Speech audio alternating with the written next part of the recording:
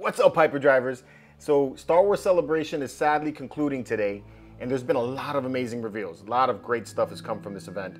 But one bit of information kind of flew a little bit under the radar, probably got drowned out by all the spectacle and also with it being a holiday weekend for many of us. IGN interviewed Rick Famuyiwa on the status of Din Djarin in Mandalorian Season 3, and for those of you that have been questioning what's going on with Din this season, it appears you have every right to be. So this is what Rick had to say. I think that's been interesting as we've been on the journey of the show, and now that we're at this point, what does the title mean? I think now with Bo possessing the Darksaber, I know that there was a lot of expectations that might have shifted both in terms of what it meant for Din Djarin, but also for Bo, and what does it mean? And then he continues, who is Mandalorian at this point? And so I think it could be anyone, and I think that's what we're trying to define in many ways, is what does it mean to be Mandalorian? So let me just say that I'm a big fan of Bo-Katan. I loved her story in the Clone Wars. I liked her story as it continued in Rebels and now in Mandalorian, where it seems like she's going to become the ruler of Mandalore once again. Hopefully, we'll see what happens there in the next few episodes. And I really like that Katie Sackhoff is playing the character. She's doing an amazing job.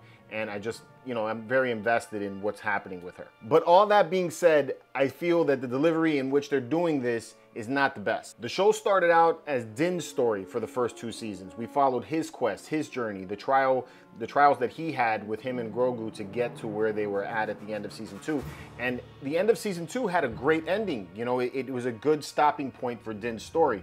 From there on, they could have just made it a bunch of spin-offs where Din is the traveling character that all these events occur around. But they didn't stop there. They brought Din into the Book of Boba Fett, which kind of derailed the whole show. It was one of the best episodes, but it did just send us in a totally different direction.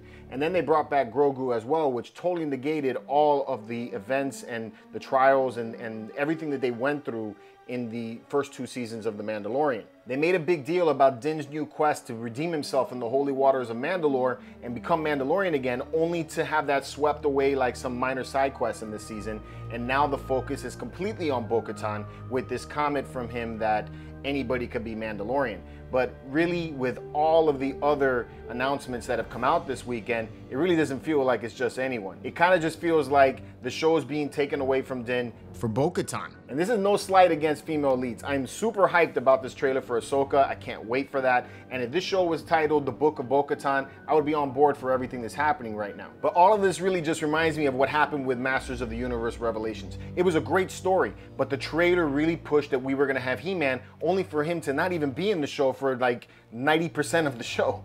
So it feels like we have been sold a bill of goods and we're not getting what we paid for. I would feel the same way if this new Ahsoka series ends up being all about Luke Skywalker. It just wouldn't make any sense. The show's titled Ahsoka. It should be about her story. As it stands, IGN gave the last episode a 6 out of 10, which for once I can actually agree with. Let me know what you guys think about this news in the comments below. And until next time, may the Force be with you.